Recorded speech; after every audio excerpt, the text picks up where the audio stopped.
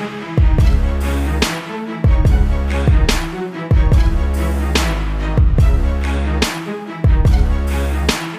ಸ್ನೇಹಿತರೆ, welcome to my channel. ಈ ವಿಡಿಯೋದಲ್ಲಿ SBI ಗ್ರಾಹಕರಿಗೆ ಅತಿ ಮುಖ್ಯವಾಗಿರುವಂತಹ ಮಾಹಿತಿ. ಹೌದು ಸ್ನೇಹಿತರೆ, ನಿಮ್ಗೆ ಏನಾದರೂ SBI ಬ್ಯಾಂಕ್ ನಲ್ಲಿ ಅಕೌಂಟ್ ಇದ್ದರೆ ಅಂತವರು ಮಾರ್ಚ್ 31ರ ಒಳಗಾಗಿ ಕಡ್ಡಾಯವಾಗಿ ಕೆಲಸ ಮಾಡಬೇಕು. ಏನ್ ಮಾಡಬೇಕು ಅಂತ ಡೀಟೇಲ್ ಆಗಿ ನಾವು ಈ ವಿಡಿಯೋದಲ್ಲಿ ನೋಡೋಣ. ಇನ್ನು ಇದರ ಜೊತೆಗೆ ಕೇಂದ್ರ ಸರ್ಕಾರವು ಆಧಾರ್ ಕಾರ್ಡ್ ಇದ್ದವರಿಗೆ ಅತಿ ಮುಖ್ಯವಾಗಿರುವಂತಹ ಮಾಹಿತಿ. ಹೌದು ಸ್ನೇಹಿತರೆ, ಆಧಾರ್ ಕಾರ್ಡ್ ಇದ್ದವರು ಕಡ್ಡಾಯವಾಗಿ ಕೆಲಸ ಮಾಡಬೇಕು, ಇಲ್ಲದಿದ್ದರೆ ನಿಮ್ಮ ಆಧಾರ್ ಕಾರ್ಡ್ ಕ್ಯಾನ್ಸಲ್ ಆಗುತ್ತದೆ. ಏನ್ ಮಾಡಬೇಕು ಅಂತ ಡೀಟೇಲ್ ಆಗಿ ನಾವು ಈ ವಿಡಿಯೋದಲ್ಲಿ ನೋಡೋಣ. ಇನ್ನು ಇದರ ಜೊತೆಗೆ ಕೇಂದ್ರ ಸರ್ಕಾರವು ಸ್ವಂತ ಮನೆ ಸ್ವಂತ ಜಾಗ ಇಲ್ಲದವರಿಗೆ ಭರ್ಜರಿ ಗುಡ್ ನ್ಯೂಸ್ ನೀಡಿದೆ. ಹೌದು ಸ್ನೇಹಿತರೆ, ಸ್ವಂತ ಮನೆ ಸ್ವಂತ ಜಾಗ ಇಲ್ಲದವರಿಗೆ ಕೇಂದ್ರ ಸರ್ಕಾರವು ಹೊಸದಾಗಿ ಒಂದು ಯೋಜನೆಯನ್ನ ಜಾರಿಗೆ ತರುತ್ತಿದೆ. ಈ ಯೋಜನೆ ಮೂಲಕ ಬಡವರಿಗೆ ಉಚಿತವಾಗಿ ಮನೆಗಳು ವಿತರಣೆ ಮಾಡಬೇಕು ಎಂದು ಕೇಂದ್ರ ಸರ್ಕಾರವು ಚಿಂತನೆ ನಡೆಸುತ್ತಿದೆ. ಇದ್ರ ಬಗ್ಗೆ ಕೂಡ ನಾವು ಡೀಟೇಲ್ ಆಗಿ ಈ ವಿಡಿಯೋದಲ್ಲಿ ನೋಡೋಣ. ಅದಕ್ಕೂ ಮುಂಚಿತವಾಗಿ ನೀವಿನ್ನು ನಮ್ಮ ಚಾನೆಲ್ಗೆ ಸಬ್ಸ್ಕ್ರೈಬ್ ಆಗಿಲ್ಲವೆಂದರೆ ಈಗಲೇ ಸಬ್ಸ್ಕ್ರೈಬ್ ಆಗಬಹುದಲ್ವಾ? ನೀವಿನ್ನು ವಿಡಿಯೋಗೆ ಲೈಕ್ ಮಾಡಿಲ್ಲವೆಂದರೆ ಈಗಲೇ ಲೈಕ್ ಮಾಡಿ ಮತ್ತು ವಿಡಿಯೋನ ಸ್ಕಿಪ್ ಮಾಡದೆ ಕೊನೆ ತನಕ ನೋಡಿ. ಹೊಸ ಹಣಕಾಸಿನ ವರ್ಷ ಆರಂಭವಾಗುವುದಕ್ಕೆ ಇನ್ನೇನು 1 ತಿಂಗಳು ಬಾಕಿ ಇದೆ. ಮಾರ್ಚ್ ತಿಂಗಳು ಕೊನೆಗೊಳ್ಳುತ್ತಿದ್ದಂತೆ ಏಪ್ರಿಲ್ನಿಂದ 2024ರ ಆರ್ಥಿಕ ವರ್ಷ ಆರಂಭವಾಗುತ್ತದೆ. ಬ್ಯಾಂಕಿನ ಹಣಕಾಸಿನ ವ್ಯವಹಾರಕ್ಕೆ ಸಂಬಂಧಪಟ್ಟ ಹಾಗೆ ಕೆಲವು ಬದಲಾವಣೆಗಳನ್ನು ತರಲಾಗಿದೆ. ಅದರಲ್ಲೂ ನೀವು SBI ಬ್ಯಾಂಕ್ನ ಗ್ರಾಹಕರಾಗಿದ್ದರೆ ಖಂಡಿತವಾಗಿಯೂ ಈ ವಿಚಾರಗಳು ನಿಮಗೆ ತಿಳಿದಿರಲಿ. ಹಾಗೂ SBI ಗ್ರಾಹಕರಲ್ಲದೆ ಇರುವವರು ತಕ್ಷಣ ಈ ಯೋಜನೆಗಳಿಗೆ ಅಪ್ಲೈ ಮಾಡಿದರೆ ಹೆಚ್ಚು ಲಾಭವನ್ನು ಪಡೆದುಕೊಳ್ಳುತ್ತೀರಿ. SBI ಅಮೃತ್ ಕಲಶ್ ಯೋಜನೆ. ಸ್ಟೇಟ್ ಬ್ಯಾಂಕ್ ಆಫ್ ಇಂಡಿಯಾ ದೇಶದ ಪ್ರತಿಷ್ಠಿತ ಬ್ಯಾಂಕುಗಳಲ್ಲಿ ಒಂದಾಗಿದ್ದು, ಗ್ರಾಹಕರ ಬೇಡಿಕೆಯ ಮೇರೆಗೆ ಈ ಹಿಂದೆ ಸ್ಥಗಿತಗೊಳ್ಳಬೇಕಿದ್ದ ಅಮೃತ್ ಕಲಶ್ ಯೋಜನೆಗೆ ಅರ್ಜಿ ಸಲ್ಲಿಸುವ ಪ್ರಕ್ರಿಯೆಯನ್ನು ಮಾರ್ಚ್ 31ರವರೆಗೆ ಮುಂದುವರೆಸಿದೆ. ಈ ಯೋಜನೆಯಲ್ಲಿ 400 ದಿನಗಳ ಹೂಡಿಕೆಗೆ 7.10% ಬಡ್ಡಿ ಪಡೆಯಬಹುದು. ಹೂಡಿಕೆ ಮಾಡಿ 400 ದಿನಕ್ಕಿಂತ ಮೊದಲೇ ನಿಮ್ಮ ಹಣವನ್ನು ಹಿಂಪಡೆಯಲು ಬಯಸಿದರೆ 0.50%ನಿಂದ 1%ಗಿಂತಲೂ ಕಡಿಮೆ ದಂಡ ಪಾವತಿ ಮಾಡಬೇಕು. ಅಂದರೆ ಇಷ್ಟು ಬಡ್ಡಿ ದರವನ್ನು ಕಡಿತಗೊಳಿಸಲಾಗುತ್ತದೆ. SBI ವಿ ಕೇರ್ FD ಯೋಜನೆ. SBI ಹಿರಿಯ ನಾಗರಿಕರಿಗಾಗಿ ಕೇರ್ FD ಸ್ಕೀಮ್ ಪರಿಚಯಿಸಿದೆ. ಇದರಲ್ಲಿ ಕನಿಷ್ಠ 5 ವರ್ಷದಿಂದ ಗರಿಷ್ಠ 10 ವರ್ಷಗಳವರೆಗೆ ಹೂಡಿಕೆ ಮುಂದುವರೆಸಬಹುದು. ಅಷ್ಟೇ ಅಲ್ಲ, ಹಿರಿಯ ನಾಗರಿಕರು 7.50% ವರೆಗೆ ಬಡ್ಡಿ ಲಾಭವನ್ನು ಪಡೆದುಕೊಳ್ಳುತ್ತಾರೆ. ಇದಕ್ಕಾಗಿ ಅರ್ಜಿ ಸಲ್ಲಿಸಲು ಮಾರ್ಚ್ 31, 2024 ಕೊನೆಯ ದಿನಾಂಕವಾಗಿದೆ. ಉತ್ತಮ ಬಡ್ಡಿ ದರ ಪಡೆದುಕೊಳ್ಳಲು ಈ ಯೋಜನೆಯಡಿಯಲ್ಲಿ ಹಿಂದೆ ಹೂಡಿಕೆ ಆರಂಭಿಸಿ. ಗೃಹ ಸಾಲದ ಮೇಲಿನ ಬಡ್ಡಿ ದರ ಕೊಡುಗೆ. SBI ಬ್ಯಾಂಕ್ನಲ್ಲಿ ಹೊಸ ಅಭಿಯಾನವನ್ನು ಹಮ್ಮಿಕೊಳ್ಳಲಾಗಿತ್ತು. ಇದರ ಅಡಿಯಲ್ಲಿ ಗೃಹ ಸಾಲಕ್ಕೆ ಕಡಿಮೆ ಬಡ್ಡಿ ದರವನ್ನು SBI ಬ್ಯಾಂಕ್ ವಿಧಿಸಿದೆ. ಇದು ಕೂಡ ಸೀಮಿತ ಅವಧಿಯ ಕೊಡುಗೆಯಾಗಿದ್ದು ಮಾರ್ಚ್ 31ರವರೆಗೆ ಮಾತ್ರ ಲಭ್ಯವಿದೆ. ₹750ನಿಂದ 800 ಸಿಬಿಲ್ ಸ್ಕೋರ್ ಇರುವ ವ್ಯಕ್ತಿ SBIನಲ್ಲಿ ಗೃಹ ಸಾಲ ತೆಗೆದುಕೊಂಡ್ರೆ 8.60% ಬಡ್ಡಿ ದರದಲ್ಲಿ ಸಾಲ ಸಿಗುತ್ತೆ.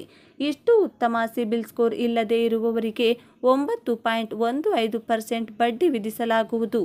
ಈ ಎಲ್ಲ ಯೋಜನೆಯ ಪ್ರಯೋಜನ ಪಡೆದುಕೊಳ್ಳುವುದಕ್ಕೆ SBI ಮಾರ್ಚ್ 31, 2024 ಕೊನೆಯ ದಿನಾಂಕವನ್ನು ನಿಗದಿಪಡಿಸಿದ್ದು, ಈ ದಿನಾಂಕದ ಒಳಗೆ SBI ಘೋಷಿಸಿರುವ ಯೋಜನೆಗಳ ಪ್ರಯೋಜನ ಪಡೆದುಕೊಳ್ಳಿ. ಭಾರತೀಯ ವಿಶಿಷ್ಟ ಗುರುತಿನ ಪ್ರಾಧಿಕಾರ UIDAI ಪ್ರತಿಯೊಬ್ಬ ಭಾರತೀಯ ನಾಗರಿಕನಿಗೂ ಕೂಡ ಆಧಾರ್ ಕಾರ್ಡ್ ವಿತರಿಸಿದ ಪ್ರಮುಖ ಗುರುತಿನ ದಾಖಲೆಯಾಗಿದ್ದು, ಪ್ರತಿಯೊಬ್ಬರೂ ಕೂಡ ಆಧಾರ್ ಕಾರ್ಡ್ ಹೊಂದಿರುವುದು ಕಡ್ಡಾಯವಾಗಿದೆ.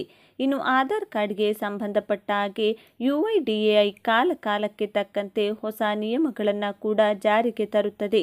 ಆದರೆ ಸಾಕಷ್ಟು ಜನ ಈ ನಿಯಮಗಳನ್ನು ಪಾಲಿಸುವುದಿಲ್ಲ. ಆಧಾರ್ ಪ್ರಾಧಿಕಾರ ತಿಳಿಸುವ ಹೊಸ ನಿಯಮವನ್ನು ಪಾಲನೆ ಮಾಡದಿದ್ದರೆ ಇನ್ಮುಂದೆ ಭಾರಿ ನಷ್ಟ ಅನುಭವಿಸಬೇಕಾಗುತ್ತದೆ. ಆಧಾರ್ ಕಾರ್ಡ್ ಹೊಸ ನಿಯಮ. ಆಧಾರ್ ಕಾರ್ಡನ್ನು ಪಡೆದುಕೊಂಡು 10 ವರ್ಷ ಕಳೆದರೂ ಕೂಡ ಆಧಾರ್ ಕಾರ್ಡ್ನ ನವೀಕರಣ ಮಾಡಿಕೊಳ್ಳದೇ ಇದ್ದರೆ ತಕ್ಷಣ ಅದರ ನವೀಕರಣ ಮಾಡಿಕೊಳ್ಳಿ ಎಂದು ಸರ್ಕಾರ ಈಗಾಗಲೇ ತಿಳಿಸಿದೆ. ನಿಮ್ಮ ಆಧಾರ್ನಲ್ಲಿ ಹೆಸರು, ವಿಳಾಸ, ಲಿಂಗ, ಜನ್ಮ ದಿನಾಂಕ ಮೊದಲಾದ ಮಾಹಿತಿಗಳನ್ನು ತಿದ್ದುಪಡಿ ಮಾಡಿಕೊಳ್ಳಲು ಅಥವಾ ನವೀಕರಿಸಿಕೊಳ್ಳಲು ಅವಕಾಶ ಇದೆ.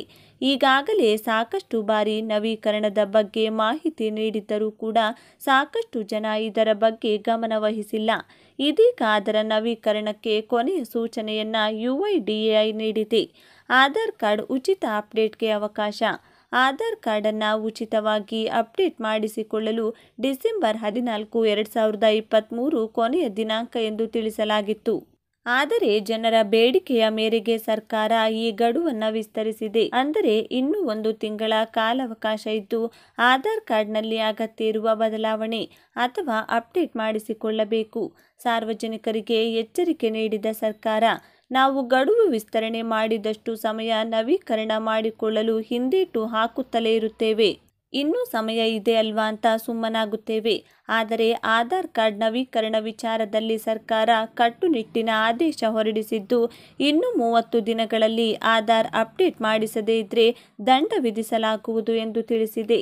ಹಾಗಾಗಿ ಸರ್ಕಾರ ಈಗ ನೀಡಿರುವ ಕೊನೆಯ ದಿನಾಂಕದ ಪ್ರಕಾರ ಆಧಾರ್ ಕಾರ್ಡ್ ನವೀಕರಣ ಮಾಡಿಕೊಳ್ಳಿ.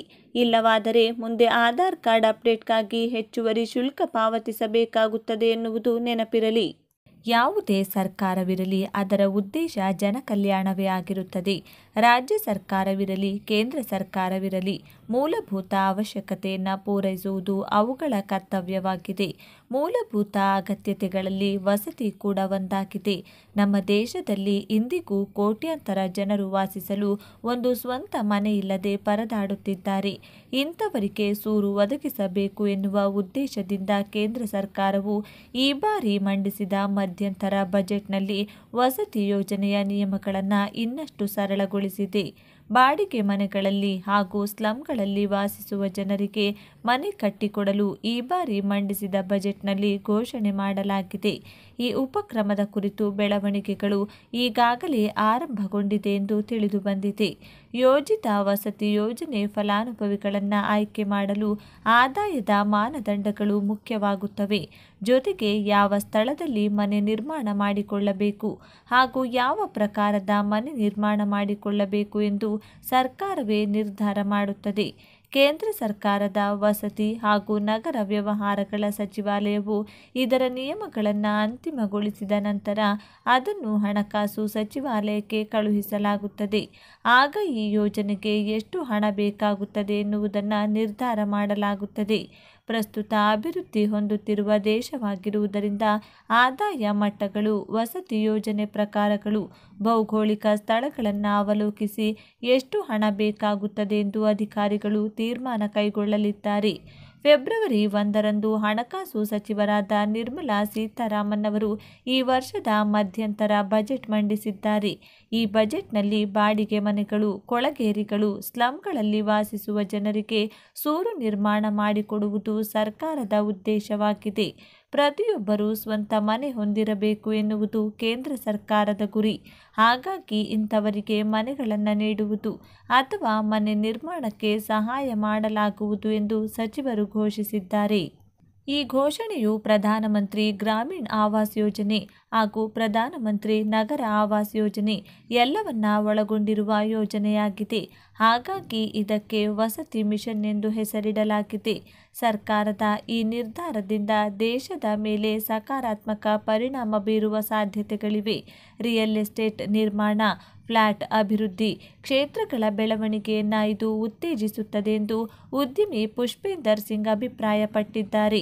ಇನ್ನೊಬ್ಬ ಖ್ಯಾತ ಉದ್ಯಮಿ ಅನುಜ್ ಪುರಿ, ಮಧ್ಯಮ ವರ್ಗದವರಿಗೆ ವಸತಿ ಯೋಜನೆಯು ಸುಲಭವಾಗಿ ಪುನರಾಭಿವೃದ್ಧಿಗಾಗಿ ಕೊಳಗೇರಿಯಂಥ ಅತಿಕ್ರಮಣ ಪ್ರದೇಶಗಳನ್ನು ಮುಕ್ತಗೊಳಿಸುವ ಸಾಧ್ಯತೆ ಇದೆ ಎಂದು ತಿಳಿಸಿದ್ದಾರೆ.